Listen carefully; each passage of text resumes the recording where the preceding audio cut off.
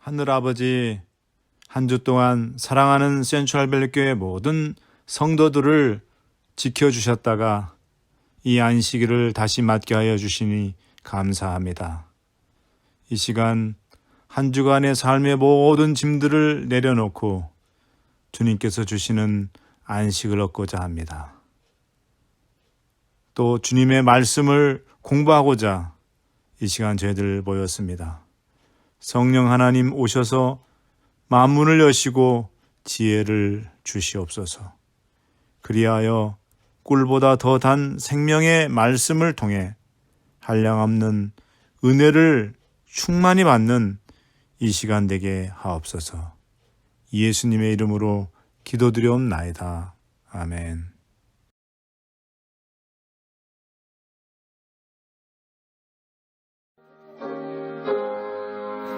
그날이 오면 왕을 외우리 천사 노래하는 곳 라고 이르러 수조 강변에 주와 영원히 살리 영광 주의 왕을 외우리 영원토록 찬양하겠네. 나를 위하여 돌아가신 주 그날 왕을 뵙겠네. 이제입니다. 영광의 성도 찬양하니까 감히 소용없는 것 죽으셨다가 살아나신 주 긴 다스리시리 영광 주의 왕을 배우리 영원토록 찬양하겠네. 나를 위하여 돌아가신 주 그날 왕을 뵙겠네.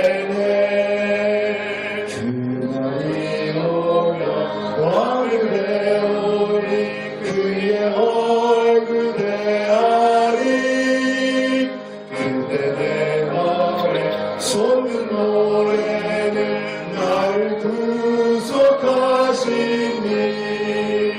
영광 중에 왕을 배우리 영원토록 찬양하겠네. 나를 위하여 돌아가신 주 그날 왕을 뵙겠네.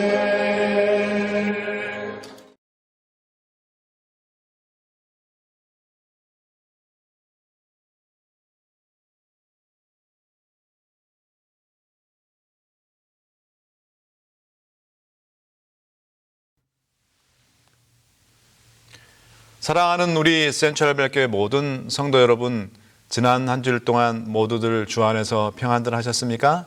깊어가는 이 10월 가을 하나님께 신령과 진정으로 예배드리기 위해서 이 방송 예배에 동참하신 사랑하는 우리 모든 성도 여러분 모두를 진심으로 환영하며 하나님의 약속된 축복과 은혜가 여러분 모두에 충만히 임하게 되기를 간절히 바랍니다.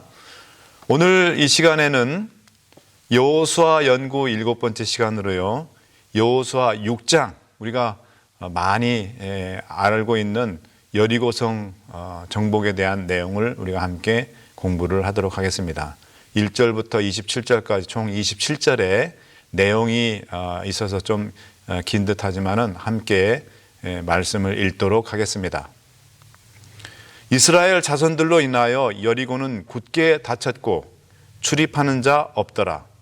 여호와께서 여호수아에게 이르시되 보라, 내가 여리고와 그 왕과 용사들을 내 손에 붙였으니 너희 모든 군사는 성을 둘러 성 주위를 매일 한 번씩 돌되 엿새 동안을 그리하라. 제사장 7은 7 양강나팔을 잡고 언약궤 앞에서 행할 것이요, 제7일에는 성을 7번 돌며 제사장들은 나팔을 불 것이며 제사장들이 양강 나팔을 길게 울려 불어서 그 나팔 소리가 너희에게 들릴 때에는 백성은 다 큰 소리로 외쳐 부를 것이라. 그리하면 그 성벽이 무너져 내리리니 백성은 각기 앞으로 올라갈지니라 하시매, 눈의 아들 여호수아가 제사장들을 불러서 그들에게 이르되, 너희는 언약궤를 메고 7 제사장은 7 양각 나팔을 잡고 여호와의 궤 앞에서 행하라 하고, 또 백성에게 이르되 나아가서 성을 돌되 무장한 자들이 여호와의 궤 앞에 행할지니라.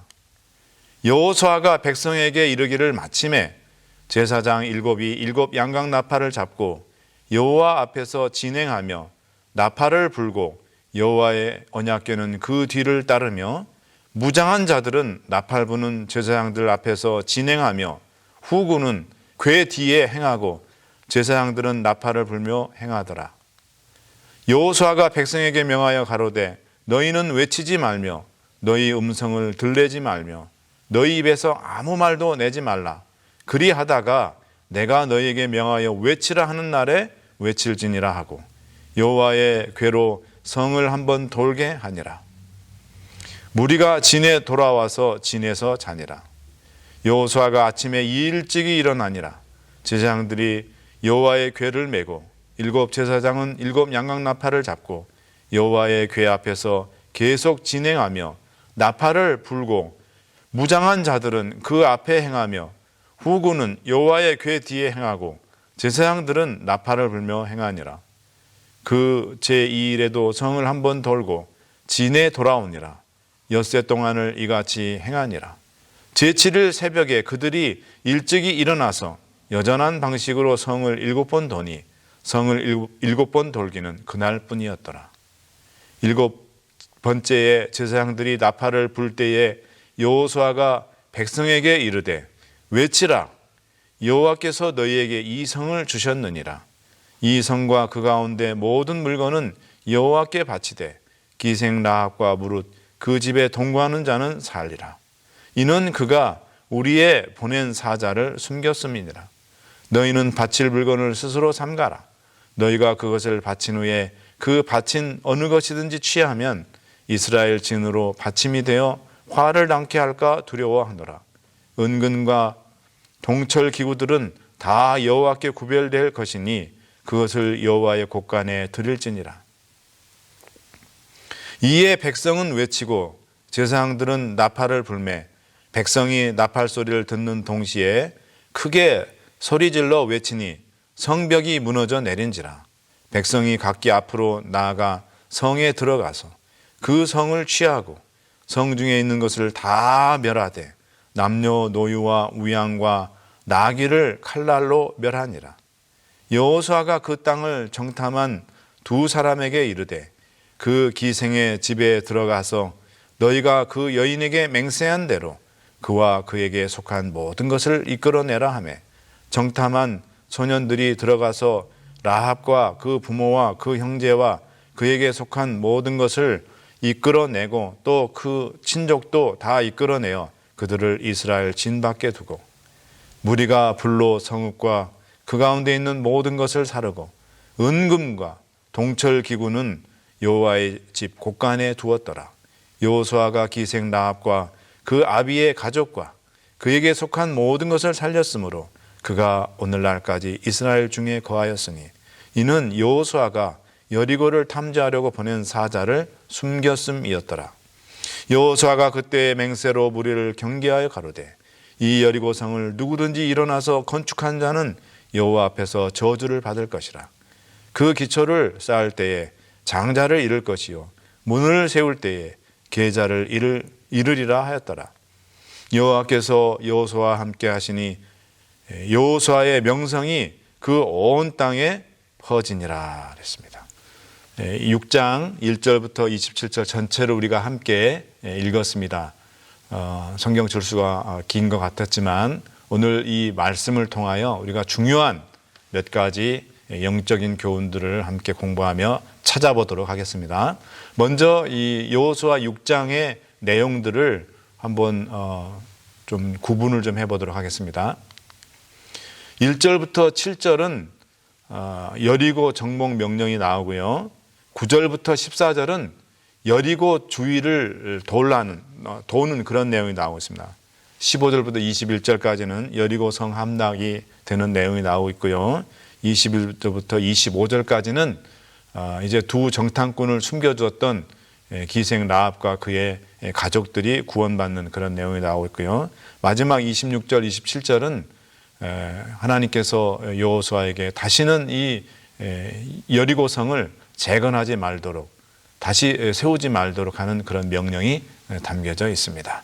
자, 이제 여호수아 6장의 핵심적인 내용들 중에서 중요한 교훈들을 한번 살펴보도록 하겠습니다.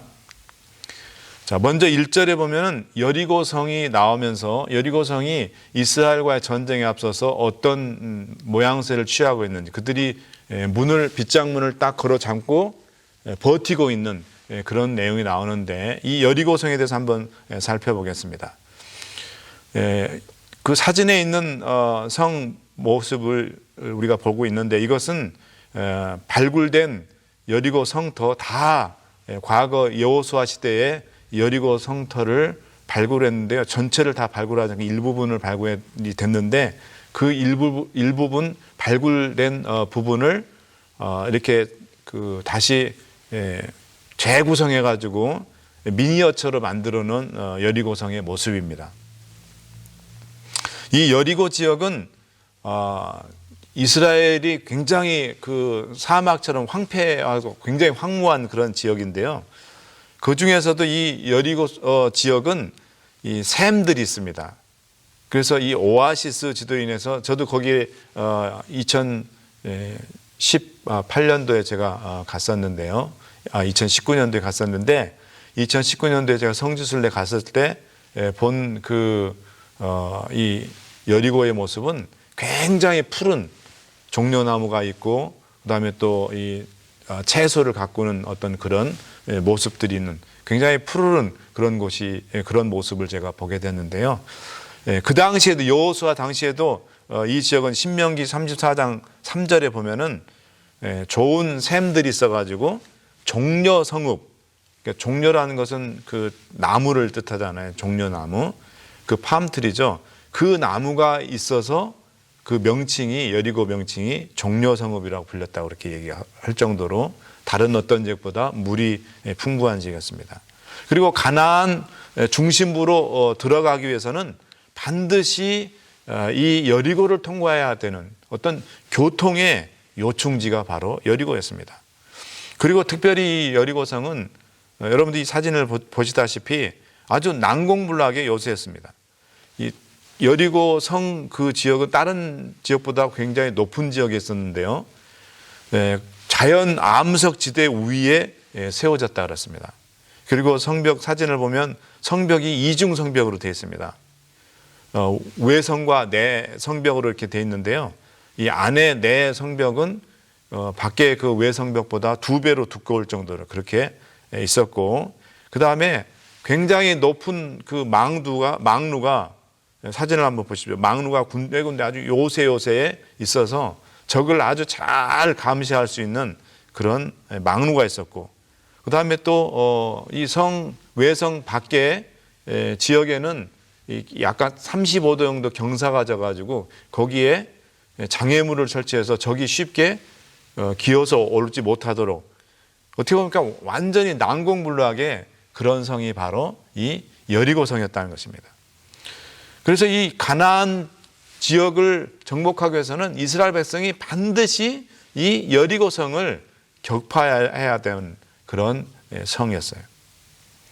자, 우리가 이런 여리고성의 모습을 보면서 영적으로 우리 자신들에게 한번 적용할 필요가 있습니다. 오늘 내가 무너뜨려야 할 내 안에 내가 가지고 있는 여리고성은 무엇입니까? 우리에게는 우리 각자의 내면에 가지고 있는 여리고가 있고, 또 우리 밖에 우리가 매일의 삶 가운데서 부딪히는 그런 여리고 성과 같은 그런 문제들이, 삶의 문제들이 있습니다. 먼저 내면의 여리고, 우리 내면에 있는 여리고를 한번 보면요, 이 타오르는 정욕, 또 이 줄지 않는 탐욕, 이 탐욕 가운데는 식욕도 있습니다. 또 그리고 남이 알지 못한, 나만이 알고 있는 깊이 뿌리 박힌 어떤 악습들, 또 그리고 근심과 염려로 빠지게 하는 어떤 부정적인 그런 생각들, 또 교만, 시기, 질투 뭐 이런 것들이 다 내 내면 안에 꼭 반드시 격파해야 되는, 정복해야 되는 그런 여리고라고 볼 수 있습니다. 자, 그러면 내 삶에서 나를 힘들게 하고 정말 그렇지만 내가 이것들을 반드시 해결해야 되는 어떤 그런 외적인 그런 문제점들이 어떤 것이 있을 수가 있겠습니까? 인간관계에서 어려움. 오늘날 많은 사람들 여러분 의외로 다른 사람과의 관계에 있어서 어려움을 겪는 사람들이 참 많아요. 다른 사람과의 갈등, 또 어떤 다른 사람과의 어떤 문제 이런 것들로 인해서 굉장히 힘들어하는 그런 것들이 많이 있습니다. 그다음에 또 부부 사이에 문제가 또 있을 수가 있고요. 자녀들로 인해서 문제가 있을 수 있습니다. 또 이 사업상에, 비즈니스상에 내가 경영하고 있는 어떤 그런 것들이 잘 안 됨으로 인해서 굉장히 어떤 도전의 직면에서 겪게 되는 어떤 문제들이 있어요. 그것도 반드시 해결해야죠. 그다음에 또 원치 않는 질병으로 인해서 굉장히 우리가 이 질병을 극복해야 되는 그런 어떤 삶의 외적인 어떤 그런 문제들, 내 내면이 아니라 내 삶에서 나를 힘들게 하고 어렵게 만드는 그런 문제들이 바로 우리가 각자가 무너뜨려야 할 개인의 여리고인 것입니다. 자, 두 번째로 이제 2절부터 5절에 보면은 하나님의 전략이 나옵니다. 이 하나님의 전략을 우리가 살펴본 데서 먼저 하나님은 이스라엘 백성들이 어떻게 가나안 그 여리고성을 정복하는 데 있어서 어떻게 해야 될지를 말씀하시기 이전에 앞서서 2절에 보겠습니다. 여호와께서 여호수아에게 이르시되 보라 내가 여리고와 그 왕과 용사들을 내 손에 붙였으니, 이 말은 뭡니까? 이미 전쟁이 끝났다는 거예요. 다른 말로 얘기하면 하나님께서 너희 이스라엘 백성에게 승리를 줬다는 것입니다.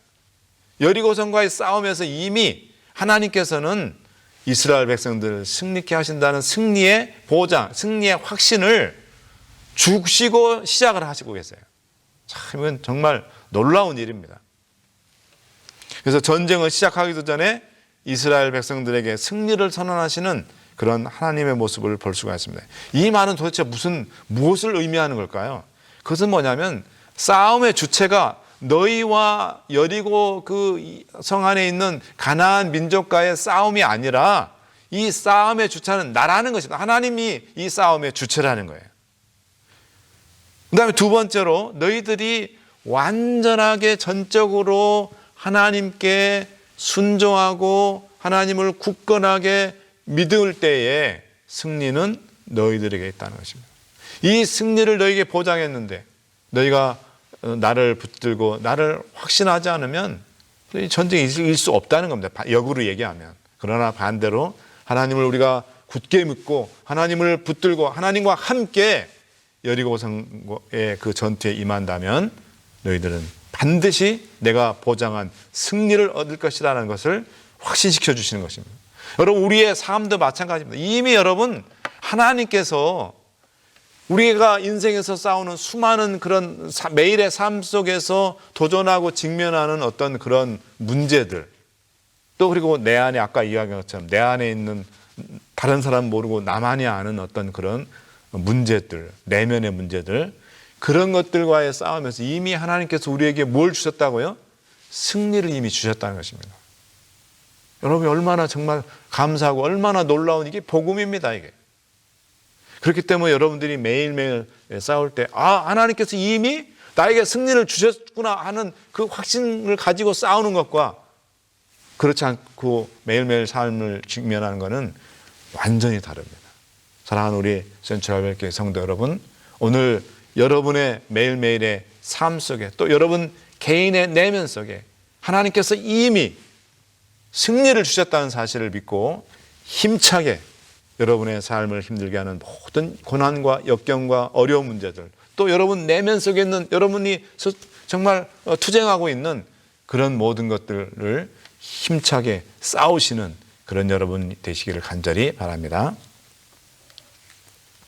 그래서 옆에 사진을 보면 승리케 하시는 하나님, 늘 우리를 승리케 하시는 그 하나님을 여러분들이 꼭 잊지 말기를 간절히 바랍니다.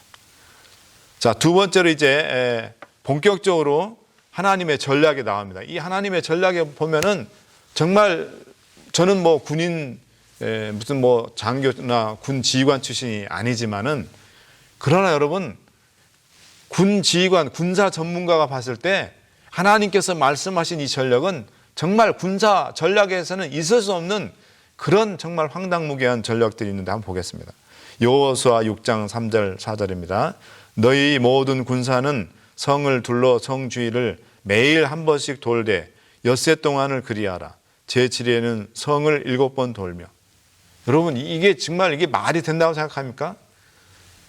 하나님께서 야 여호수아 지금 백성들을 남자들 건장한 남자들 잘 훈련된 사람으로 진을 구성하고 그 다음에 또 조직을 갖추고 또 무기를 다 챙기고 그 다음에 특공대를 만들고 정찰을 하고 뭐 이렇게 하셔야 이게 정상적인데 그런 군사적인 전략과는 전혀 동떨어진 인간적인 관점으로 봤을 때는 정말 지극히 황당무계하고 비상식적인 명령입니다.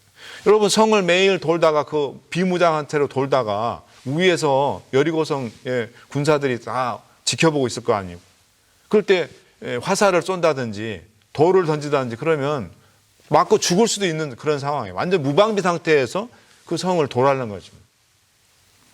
그러나 여러분 이거는 지극히 우리 인간적인 관점이고요. 아까 뭐라 그랬습니까? 이 싸움은 하나님께서 여리고성 사람들과 싸우는 싸움이에요.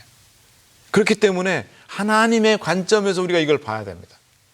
이렇게 인간적으로 봤을 때는 지극히 정말 황당무계하고 정말 비상식적인 걸지라도 너희들이 하나님을 굳게 믿고 또 순종하고 따르라는 그런 것을 이스라엘 백성들에게 훈련시키기 위해서 하나님께서 이런 인간적인 관점으로 봤을 때 도저히 이해가 안 되는 이런 전략을 하나님께서 보여주신 것입니다. 부조와 선지자 493쪽에는 이런 말씀이 있습니다. 성벽을 최후로 무너뜨리기 전에 오랫동안 이런 의식을 계속하게 한 이 모든 계획은 이스라엘 백성 중에 신앙심을 개발시킬 기회를 주시고자 하심이었다. 이스라엘 백성들의 이 믿음을 개발시키기 위해서 그렇게 하셨다는 거예요. 이는 그들의 힘은 인간의 지혜나 능력에 있는 것이 아니요 오직 그들의 구원에 하나님께 있다는 것을 마음속에 감명시키려 하심이었다. 그러니까 이 싸움의 주체인 하나님께 이스라엘 백성들이 초점을 맞추도록 전적으로 하나님을 의지하도록 그렇게 하시기 위해서 이런 그 작전을 하나님께서 전략을 얘기하셨다는 것입니다. 그 다음에 두 번째 전략은 뭡니까? 4절 보겠습니다. 제사장 7은 7 양각 나팔을 잡고 언약궤 앞에서 행할 것이요 그랬습니다. 자, 하나님께서 이스라엘 백성에게 여리고성을 돌면서 무엇을 가지고 함께 돌으라 그랬냐면 하나님의 언약궤를 가지고 함께 그 언약궤와 함께 돌으라 하겠습니다. 그 이유가 무엇일까요?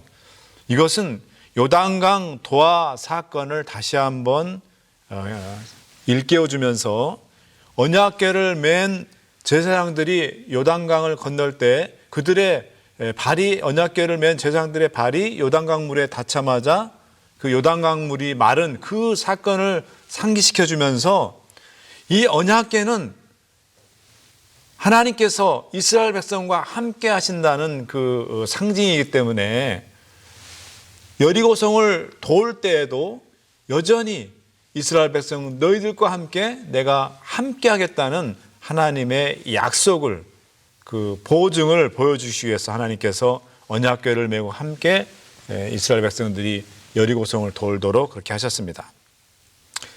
특별히 이스라엘 백성들과 함께 이 언약궤는 늘 같이 했습니다. 이스라엘 백성보다 앞서 언약궤가 가면 이스라엘 백성들은 하나님께서 우리를 인도하시는 그런 것으로 보았고, 또 언약궤가 이제 진중했을 때 이스라엘 백성들이 어떤 지역에서 또 다른 어떤 지역으로 이동해서 야영을 할 때, 수경을 할 때 제일 가운데에 먼저 성막이 세워집니다. 그 성막의 중심이 바로 지성소예요. 그 지성소 안에 무엇이 있습니까? 언약궤가 있습니다. 그래서 그 성막을 중심으로 해서 동서남북 이 네 방향의 세 지파씩 그렇게 12지파가 진영을 꾸리고, 그래서 항상 이스라엘 백성들의 중심에는 가운데에 누가 있었습니까? 하나님의 임재를 상징하는 이 언약궤가 그곳에 있었습니다. 그래서 이스라엘 백성들은 항상 우리 가운데 함께 하시는 하나님, 언약궤가 이스라엘 백성들 앞으로 갈 때는 우리를 인도하시는 하나님, 그래서 이 언약궤를 항상 하나님의 임재의 상징으로 보았다는 것입니다. 이제 세 번째 하나님께서 이스라엘 백성들에게 주신 전략은 양각 나팔을 불라는 것입니다. 4절 5절입니다. 제사장 7은 7 양각 나팔을 잡고 제사장들은 나팔을 불 것이며, 제사장들이 양각 나팔을 길게 울려 불어서 그 나팔 소리가 너희에게 들릴 때에는 백성은 더 큰 소리로 외쳐 부를 것이라. 그리하면 그 성벽이 무너져 내리리니 백성은 각기 앞으로 올라갈지니라 하시매. 이스라엘 백성들이 여리고성을 돌 때에 언약궤를 맨 그 제사장들이 또 함께 했지만 또 무엇도 하라는 겁니다. 양각 나팔, 수양의 뿔로 만든 그 나팔을 뭐냐면 가지고 다니면서 이제 불라고 제사장 향해서, 여러분 사진 한번 보시면 같이 이해가 더 잘 되겠습니다. 자, 이 양각 나팔은 수양의 뿔로 만든 겁니다. 민수기에 보면 은나팔을 만들라 했는데 은을 쳐서 나팔을 만드는데 그 은나팔이 아니고요. 이 수양을 잡아서 그 양의 뿔로, 사진을 옆에 보시면 뿔 모양이 확실하죠. 저 뿔로 된 그 나팔을 지금 불고 있는데, 자, 그래서 이 나팔에 이 영적인 의미가 있어요. 나팔을 이렇게 울려서 이렇게 분다는 것은 하나님께서 이제 이스라엘 백성들한테 어떤 행동을 계시하라는 것을 명령을 해요. 예를 들면 나팔을 길게 울려 분다든지 또 짧게 울려 분다든지 또는 나팔을 연달아서 이렇게 짧은 간격으로 연달아 이렇게 분다든지, 이렇게 부는 방법에 따라 여러 가지 이스라엘 백성들이 행동하는 요령들이 다 있거든요.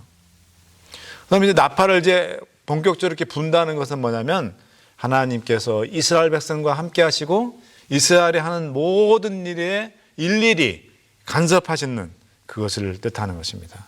그래서 이 언약궤, 이 법궤라고도 하죠. 언약궤와 이 나팔은 모두가 다 하나님의 임재의 상징이라고 볼 수가 있습니다.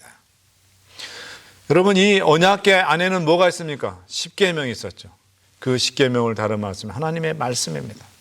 또 이 나팔은 여러분 우리가 생각해야 될 것은 예수님께서 재림하실 때 데살로니가전서 4장 13절부터 17절에 보면은 예수님께서 재림하시는 관계에 대해서 사도 바울이 설명을 했는데, 주께서 호령과 천사장의 소리와 나팔 소리로 친히 하늘에서 강림하신다 그랬습니다. 그렇기 때문에 우리는 이 나팔을 생각하면서 예수님의 재림을 또 우리가 생각해 볼 수가 있는 것입니다. 여러분, 우리도 이스라엘 백성들처럼 이제 하늘 가나안을 향해 가고 있을 때 이스라엘 백성들이 항상 그들이 광야 40년 동안, 물론 이스라엘 백성들이 가나안 정복할 때 그 모든 과정에서 늘 그들의 눈은 어디에 고정됐었냐면 항상 제사장들이 메고 다니는 언약궤에 고정이 되어 있었고, 그들의 귀는 어디에 항상 고정되어 있었냐면 이 나팔 소리에 늘 고정이 되어 있었습니다. 그래서 우리도 하늘 가나안을 가는 영적 이스라엘 백성으로서 우리는 늘 이 언약궤 안에 담겨있는 십계명, 즉 하나님의 말씀을 늘 그 말씀에 우리의 눈을 고정시켜서 그 말씀을 통해 우리가 어떻게 살아야 될지, 또 어떻게 우리가 가야 할지, 시편 119편 105절에 보았습니다. 주의 말씀은 내 길의 빛이요 내 발의 등이라 그랬지 않습니까? 하늘을 가는 데 있어서 가장 좋은 길잡이가 바로 뭐냐면 이 언약궤 안에 있는 하나님의 말씀입니다. 말씀에 우리의 시선이 고정돼야 됩니다. 그리고 우리는 이제 저 동편에서 천사장의 소리, 나팔 소리와 함께 호령 소리와 함께 재림하시는 예수님의 그 재림의 틀 우리의 이 귀를 맞춰야 됩니다. 그래서 우리가 정말 이 세상 이 가나안을 이 세상 광야를 무사히 지나서 우리가 하늘 가나안에 무사히 도착할 수 있기를 간절히 바랍니다. 자, 그 다음에 이제 이렇게 하나님께서 이스라엘 백성에게 주신 명령에 대해서 여호수아와 이스라엘 백성이 어떻게 했는지 한번 살펴보겠습니다. 특별히 이 이스라엘 백성들이 하나님께서 말씀하신 그 세 가지 전략을 따라서 신실하게 매일매일 한 바퀴씩 여리고성을 돌고 양각 나팔을 진 제사장과 또 언약궤를 맨 제사장들과 함께 그렇게 돌았습니다. 자, 그런데 특별히 이 말씀을 순종하는 가운데 이 명령 하나님께서 주신 전략을 순종하는 가운데 특별한 어떤 그 두 가지 눈여겨볼 점이 있는데 첫 번째는 10절입니다. 여호수아가 백성에게 명하여 가로되 너희는 외치지 말며 너희 음성을 들내지 말며 너희 입에서 아무 말도 내지 말라. 이건 뭐냐면 이스라엘 백성들이 여리고성을 돌 때에 소리를 내지 말라는 겁니다. 침묵하라는 것입니다. 침묵 가운데 그 성을 돌라는 것입니다. 여러분, 왜 하나님께서 이스라엘 백성들로 하여금 여리고성을 돌 때 침묵하라고 했을까요? 그것은 이스라엘 백성들이 하나님의 임재의 상징인 나팔 소리를 듣기 위해서는 자신들의 소리를 멈춰야 했습니다. 여러분, 이스라엘 백성들이 약 200만 명쯤 된다 그랬습니다. 200만 명의 사람들이 그 성을 이렇게 돈다고 한번 생각해 보십시오. 만약에 이스라엘 백성들 한 사람 한 사람이 소리를 한 소리만 내면 200마디가 됩니다. 그러면 그 제사장들이 부는 나팔 소리를 들을 수 있겠습니까? 그리고 침묵한다는 것은 완전히 그 나팔 소리에 귀를 기울인다. 하나님께만 초점을 맞춘다는 거예요. 그들의 모든 관심과 모든 것들을 하나님께만 집중한다는 뜻입니다. 여러분, 우리가 우리의 삶 가운데서 우리의 모든 것들을 중단해야 침묵해야 나의 소리를 침묵해야 중단해야 하나님의 음성을 들을 수가 있는 것입니다. 이스라엘 백성들이 이렇게 큰 엄청난 일을 앞두고 하나님 앞에서 잠잠했던 경험이 출애굽기 14장 14절 말씀이 있습니다. 여호와께서 너희를 위하여 싸우시리니 너희는 가만히 있을지니라. 이게 언제 했습니까? 이게 이스라엘 백성들이 애굽에서 나와서 홍해 앞에 섰을 때 정말 막막하잖아요. 이거 어떻게 합니까? 이 홍해 바다 가로막고 있는데 200만 명이 거기를 어떻게 지나가요? 그럴 때에 하나님께서 뭐라 했습니까? 여호와께서 너희를 위하여 싸우시리니 너희는 가만히 있을지니라. 잠잠하고 침묵하라는 것입니다. 내가 알아서 하겠다는 것입니다. 홍해 앞바다에 선 이스라엘 백성들의 그들의 조상들의 경험을 이미 여호수아는 그걸 다 알고 있었어요. 그렇기 때문에 하나님께서 하시도록 우리는 가만히 있으라는 것입니다. 소리를 내지 말라는 것입니다. 내 소리를 내지 말라는 것입니다. 내 소리가 없어야 하나님의 음성이 들리는 겁니다. 하나님의 소리가 들립니다. 자, 에이든 W 토저라는 사람이 이런 정말 말씀을 했는데요. 그리스도인의 경건 훈련에서 가장 중요한 것은 침묵의 훈련이다. 왜냐하면 침묵을 배우지 않고서는 하나님의 음성을 들을 수 없기 때문이다 그랬습니다. 여러분, 우리가 우리의 매일의 삶 속에서 정말 우리가 여러 가지 많은 소리들을 듣고 또 나의 소리를 또 다른 사람 향해서 내고 그렇게 하지 않습니까? 그럴 때 여러분, 우리가 하나님의 백성으로서 우리의 이 채널을 주파수를 하나님께 맞추고 하나님의 음성을 들으려면 나의 모든 것을 꺼야 됩니다. 나의 모든 것들을 잠잠케 해야 돼요. 그래야 하나님의 음성을 들을 수가 있습니다. 제가 한국에 있을 때 한국에서는 모든 목회자들이 이제 목회 2년차 때 또 안수받고 나서 이렇게 2번씩 원주 재림연수원에 들어가서 영성훈련을 받습니다. 일주일씩. 그런데 제가 이제 그 목회막 나와서 2년차 때 그걸 이제 한국에서는 인준 목사라고 그래요. 그 원주 재림연수원, 그 원주 재림연수원 완전 첩첩산중에 있어요. 외부하고는 완전 단절되어 있습니다. 거기에 이제 들어갔는데 이틀쯤 지났는데 연수원 측에서 자 이제 침묵 훈련을 들어갑니다. 앞으로 3일 동안 절대로 말을 내서는 안 됩니다. 말을 해서는 안 됩니다. 어디에서든지 말을 해서는 안 됩니다. 그래서 이제 그 침묵 훈련에 이제 들어갔는데 같이 갔던 일행들이 너무너무 힘들어하는 거. 저도 처음에는 너무너무 힘들었습니다. 말을 하지 못한다는 것에 대해서. 그래서 이제 각자 기도방이 다 있는데 기도실에 가서 이제 말씀을 읽고 그다음에 또 기도하고 그렇게 하나님과 씨름하도록 하라는 거예요.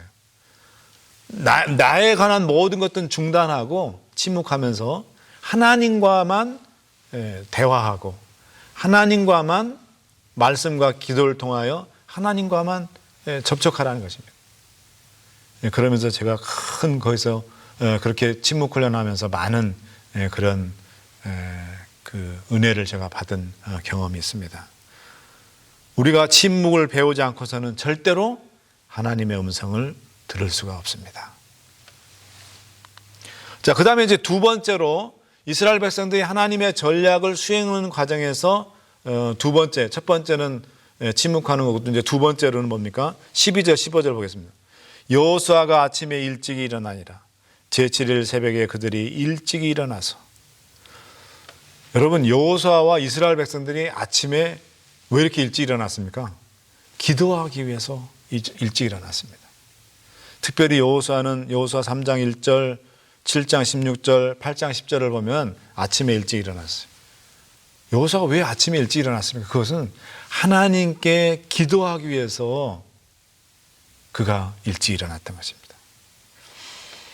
특별히 여러분 저는 15절에 제7일 새벽에 이스라엘 백성들이 일찍 일어났다 그랬어요. 저는 이 말씀을 특별히 주목합니다. 왜냐하면 이스라엘 백성들이 제7일은 안식일이잖아요. 안식일에 일찍 일어났다는 것입니다. 일찍 일어나서 그들이 안식일에 7바퀴를 돌았거든요. 평상시에는 하루에 한 바퀴밖에 안 돌았는데 그날은 7바퀴를 돌았어요. 여러분들 아니 안식일 범한 거 아니야. 그런 뜻이 아니고요. 안식일 범한 것이 아니라 안식일에 그 7바퀴 도는 것은 그게 예배입니다. 예배. 이스라엘 백성들 제사장들 여호수아가 그 여리고성을 7바퀴 돌면서 그들이 하나님께 예배를 드린 거예요. 저는 특별히 이 안식일 날 이스라엘 백성들이 새벽에 일찍 일어났다는 것을 저는 주목합니다. 여러분, 우리가 이 코로나 바이러스로 인해서 이제 3월 14일 이후부터 우리가 각자 집에서 예배를 드리지 않습니까? 제가 한번 어떤 분하고 통화를 하게 됐는데 그 집사님이 그런 말씀 하셨어요. 목사님, 내가 이 안식일 날 집에서 예배 드리면서 나의 그 예배 드리는 모든 태도를 어떤 때는 세수도 안 하고 그 다음에 또 자고 일어난 복장 그대로 앉아가지고 이렇게 예배 드리고 복장도 그냥 준비되지 않은 그런 편한 복장으로 그렇게 하고 텔레비 앞에 모여서 이렇게 텔레비 앞에서 이렇게 예배 드리는 것이 과연 이것이 옳은 것인지 하나님 백성으로서 예배하는 자의 모습인지 제가 참 고민이 많습니다. 그런 이야기를 그 집사님이 하셨어요. 여러분 우리도 그렇지 않습니까? 우리도 이 온라인 예배를 드리면서부터 언젠가부터 우리도 집에서 세상 편한 그런 포즈로 어떤 분은 누워서 핸드폰, 스마트폰으로 예배를 보고 그 다음에 또 어떤 분들은 저도 그거에 해당됩니다만 저도 참 그래서 반성하고 회개를 많이 하지만은 우리가 TV 앞에서 어느 순간부터 편안한 복장 전혀 교회에서 예배 드릴 때 가졌던 그런 복장이 아닌 편안한 복장으로 앉아가지고 우리가 예배를 드리지 않습니까? 우리가 여러분 이 코로나 바이러스라고 해도 우리가 하나님께 예배하는 자의 참 우리가 모습을 좀 가지고 신령과 진정을, 목사님 뭐 마음이 중요한 거지 태도가 중요합니까? 아닙니다. 태도는 우리의 마음의 표현이에요. 우리가 태도가 벌써 그런 태도를 했다는 것은 우리의 마음의 준비가 안 됐다는 것입니다. 하나님께 진정으로, 신령과 진정으로 예배드릴 준비가 안 됐다는 거예요. 그것이 태도로 나오는 것입니다. 우리가 코로나든 아니든 어떤 시대에 상관없이 이 예배일은 안식일을 기억해서 우리가 이 안식일에 정말 예배드린 자의 합당한 태도를 갖추고 우리가 이 예배를 드렸으면 참 좋겠습니다. 정로회계단 70쪽에 보면 이런 말씀이 있습니다. 아침에 우리가 어떻게 하나님께 우리 자신을 드려야 될지에 대해서, 아침마다 그대 자신을 하나님께 바치라. 그리고 이 일을 그대가 첫 번째 할 일로 삼으라. 또한 오 주여 나를 받으사 온전히 당신의 것으로 삼으소서. 나는 나의 모든 계획을 당신의 팔 앞에 놓나이다. 오늘 나를 당신의 일에 써 주시옵소서. 나와 같이 하여 주시고 나의 모든 일이 당신 안에서 성취되게 하옵소서 하고 기도하라. 이것이 날마다 행할 일과이다 그랬습니다. 이것은 우리가 아침에 일어나자마자 뭐 시간에 상관없이 뭐 길게도 좋고 짧게도 자기 형편에 맞게, 그래서 아침에 아무리 바빠도 여러분들 아침에 일어나자마자 간단하게 그날 하루를 주님께 드리라는 것입니다. 내 일과 가운데 주님이 함께 하시도록 주님을 초청하라는 얘기입니다. 내가 오늘 만날 사람들, 내가 오늘 해야 될 일 가운데 주님이 함께 하시고, 또 제가 주님과 함께 그 모든 일들, 또 사람 만나는 일을 하게 하여 주시옵소서. 그렇게 기도하라는 거예요. 이것이 바로 우리의 하루의 가장 중요한 일과가 되어야 한다 그랬습니다. 그리고 또 하루를 다 마치고 와서는 오 하나님, 오늘도 주님께서 은혜 베풀어 주셔서 이 하루를 무사히 마칠 수 있도록 은혜 주셔서 감사합니다. 이렇게 감사의 기도를 하고 하루의 일과를 마치시라는 겁니다. 사랑하는 여러분, 이제 저는 오늘 이 여호수아 6장을 우리가 공부하면서 이제 여러분들에게 고소를 드립니다.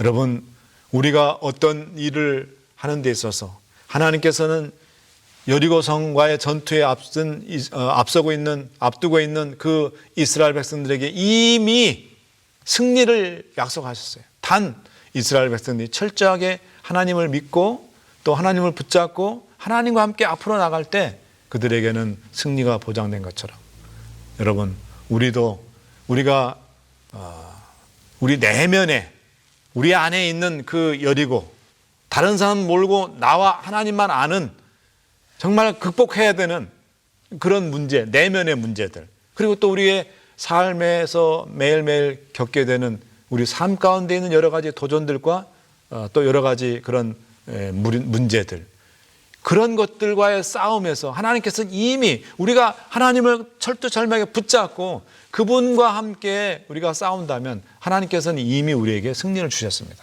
그 사실을 여러분이 믿으실 간절히 바랍니다. 그 다음에 두 번째로, 여러분, 이 하나님께서 정말 인간의 상식으로 봐서는 도저히 정말 너무 비상식적이고 황당무계한 그런 것들을 전략으로 얘기해 주셨는데, 그것은 뭡니까? 이스라엘 백성들로 하여금 그들의 믿음을 개발시키기 위해서, 믿음을 고양시키기 위해서 그렇게 하셨다 그랬습니다. 여러분, 우리가 때로 살아가면서 하나님께서 우리가 전혀 생각하지 못한 어떤 그런 방법으로 우리들을 이끌 때가 있어요. 그럴 때 여러분, 우리의 눈으로 그런 것들을 보면 안 됩니다. 하나님의 시각으로 볼 필요가 있어요. 그 가운데 하나님께서 나를 향해서 두신 어떤 특별한 섭리와 계획이 있다는 것입니다. 그것을 우리가 믿음의 눈으로 보시고 하나님의 눈으로 우리가 그 모든 것들을 이해해야 된다는 것입니다. 그 다음에 세 번째로, 여러분, 우리가 살아가면서 여러분, 우리의 모든 것들을 중단하고 침묵해야 우리가 하나님의 음성을 들어요. 세미한 음성 가운데 우리 가운데 얘기하시는 그 하나님의 음성을 들으려면 이 시끄러운 세상적인 모든 것들을 다 스톱해야 됩니다. 그럴 때 하나님의 음성을 우리가 들을 수가 있는 것입니다. 마지막으로 여러분, 이스라엘 백성과 여호수아는 정말 큰 일을 앞두고 아침에 일찍 일어났어요. 아침에 일찍 일어났다 했습니까? 기도하기 위해서 그랬습니다. 사랑하는 여러분, 우리는 항상 어느 순간에든지 하나님과 연결되어 있어야 돼요. 그 연결되는 연결고리가 바로 기도입니다. 그래서 여러분들이 아침에 일찍 일어나셔서 제일 먼저 하시는 일은 오늘 아버지, 오늘 이 하루도 주님께 맡깁니다. 주여, 저와 함께 동행하여 주시옵소서. 또 하루를 다 마친 다음에는 오 하나님, 오늘 또 주님께서 저와 동행해 주셔서 참으로 감사합니다. 이런 그 감사의 기도로 하루를 마쳐야 된다는 것입니다. 여러분, 이렇게 이스라엘 백성들이 하나님과 철두철미하게 연결되고 또 그들이 믿음으로 하나님을 굳게 붙잡았을 때에 어떻게 했습니까? 여리고성이 무너졌죠. 우리의 삶 가운데서도 그런 놀라운 기적이 꼭 일어나기를 간절히 바라면서 오늘 이 여호수아 6장에 있는 공부를 모두 마치도록 하겠습니다. 감사합니다.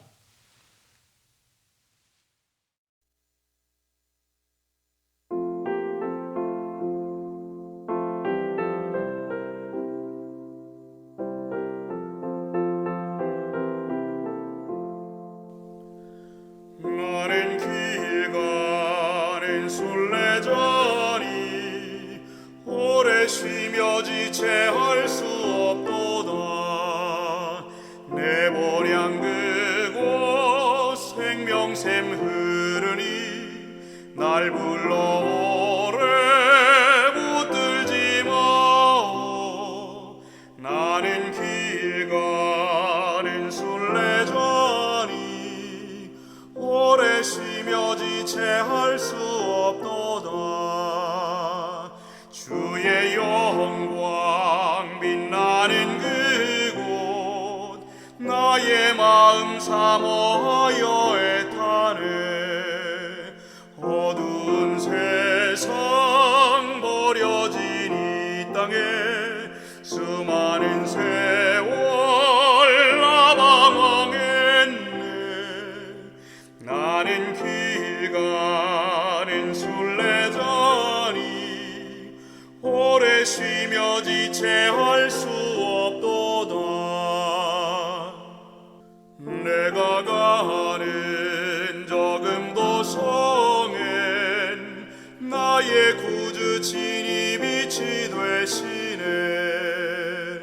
탄식과 괴로움 슬픔이 없는 곳 죽음과 눈물 영원히 없네.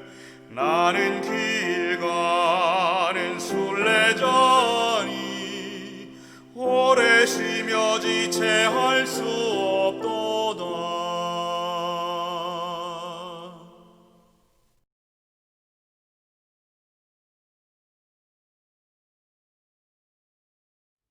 사랑의 주님, 오늘 여호수아 6장을 공부를 했습니다.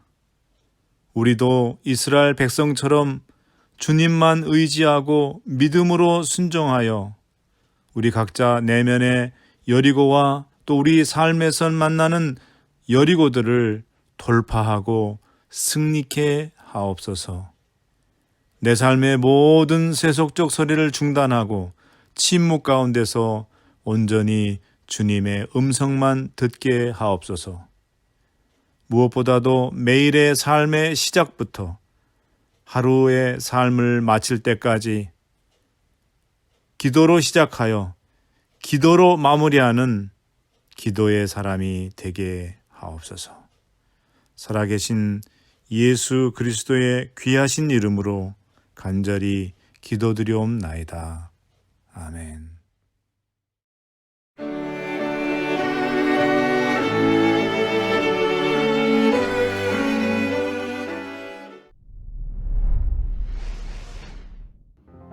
Once a missionary, always a missionary. I am a missionary. The Lord calls me. I can do it. Once a missionary, always a missionary. I am a missionary. The Lord calls me. I can do it. Once a missionary, always a missionary. I am a missionary. The Lord calls me. I can do it.